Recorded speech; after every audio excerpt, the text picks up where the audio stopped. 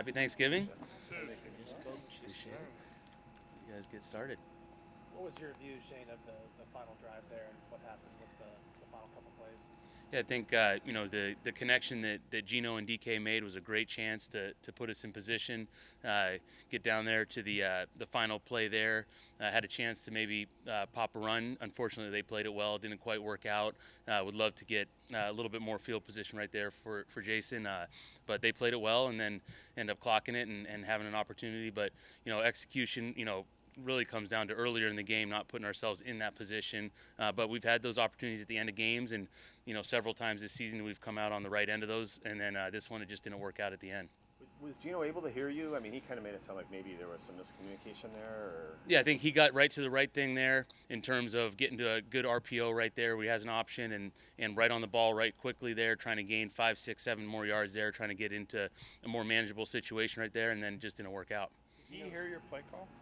What's that? Did he hear the call?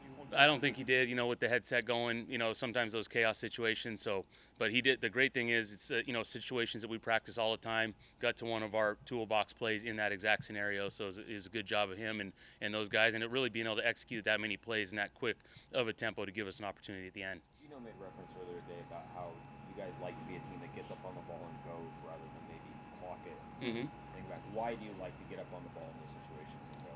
I think just philosophically, the way we've looked at it, I know there's a lot of different approaches in terms of when to kill the ball, when not to kill the ball. For us, getting more plays, more opportunities has provided to be more successful over the long run. But each one of those situations is different. I think every time those come into play, you got to take into consideration where the other players are at on the field in terms of when to kill the ball, when not to. If guys way down the field or guys, in a closer proximity.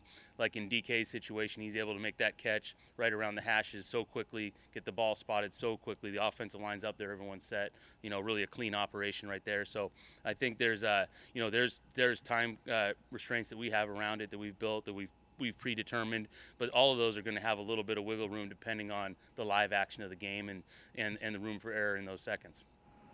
What did you think of Drew Lock and sort of when he had to play on Sunday and how that all went? Yeah, I think Drew came in another tough situation there, coming in into a road environment there. Did the best of his ability, tried to execute some plays, got a couple pressures where things didn't quite work out in his favor.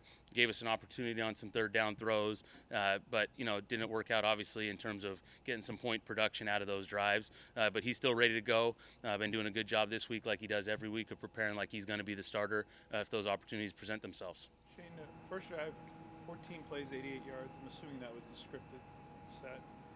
Then 4 for 4 to start the game on third down. Then you go 1 for 11 after it. Mm-hmm. What was the difference? Was it the off script and then how the Rams adjusted, or what were the dynamics between the first drive and the rest of the game? And the rest, well, I think the script thing, that there's a little bit of gray area in there, but I'll roll with that part of it.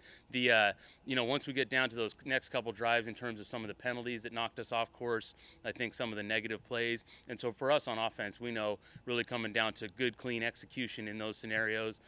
For me, putting our players in the best position we can with the play calls along the course of the 4 quarters of the game. And I think just executing as we get into the second half, starting with that first drive, coming out of the locker room right there, trying to eliminate those 3 and outs or those quick possessions so that we can have a successful second half. How many plays do you script typically?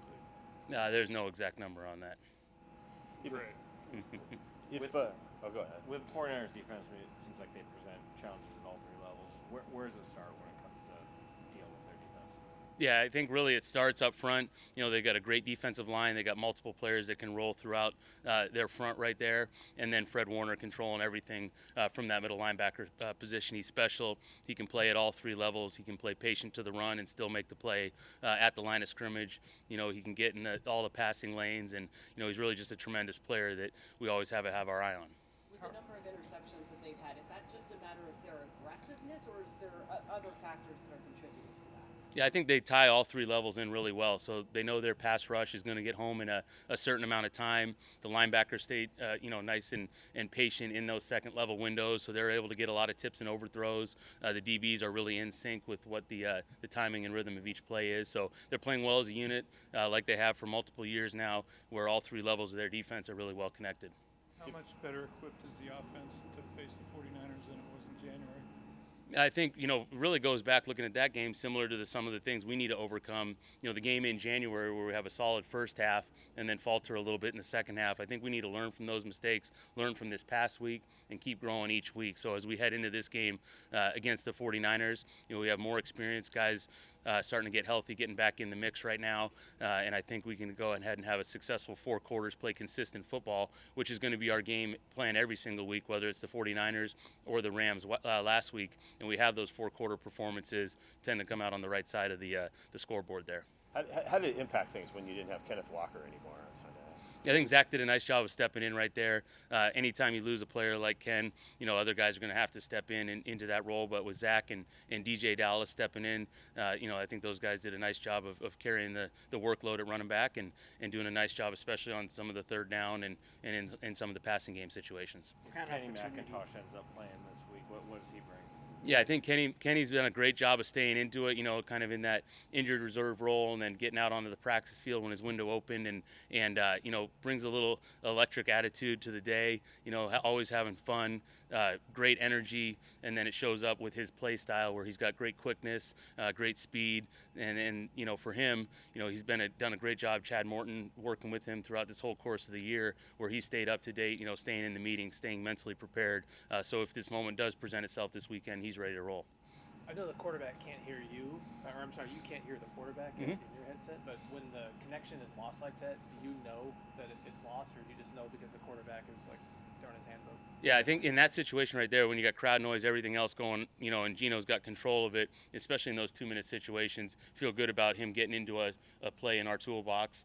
Sometimes you get times where the button will go and it'll give you the beeping noise. Other times you don't necessarily know, and the quarterback might give you, hey, I need it again right there. But like I said, in those situations, we've prepared and worked through those so many times. We're ready to get to the ball. The quarterback has, all the tools at his disposal to execute at a high level if those things happen during the course of a game. You said it was an RPO, so he did have an option to pass out of that particular kind of play or whatever? Yep. What makes the Niners so good at limiting yards after the catch? After the catch, their ability to chase the football. They do such a good job of really all 11, the first guy in on the tackle, then you put on the tape, and you've got the backside defensive end to the backside corner chasing the football every single snap. And so they do a good job of swarming, populating the football, and getting the guys down.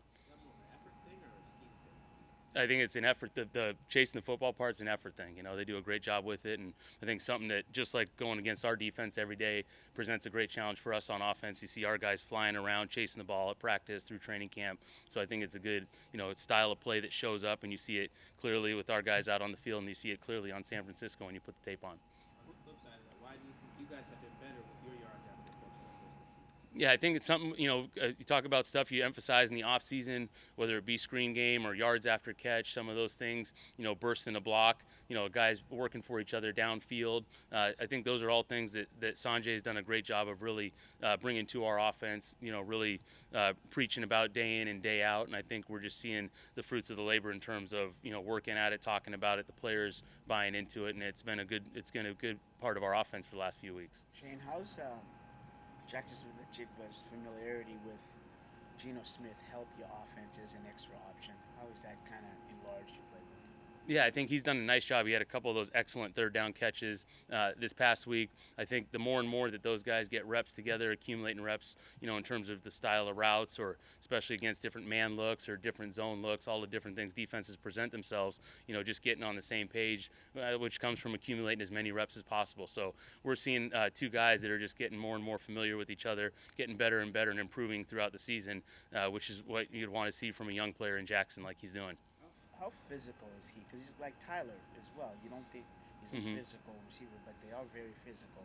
Yeah, I think, one thing Jackson's consistently put on tape has been, his physicality in the run game, his physicality finishing on some bubble screens that he's had, and then finishing on some shallow crosses. He's had several chances, where he's been able to finish the run with that physical mindset, set the tempo. One down the left sideline in the Washington game comes to mind right now. But he brings it, and I think he wants to have that element to his game. How'd Geno Smith look out there today? He looked good. Yeah, he's working his way back in, and he's limited, and see where we're at come game time. All right, anything else? Thank you. Thanks, man. That's it. All right, thank you.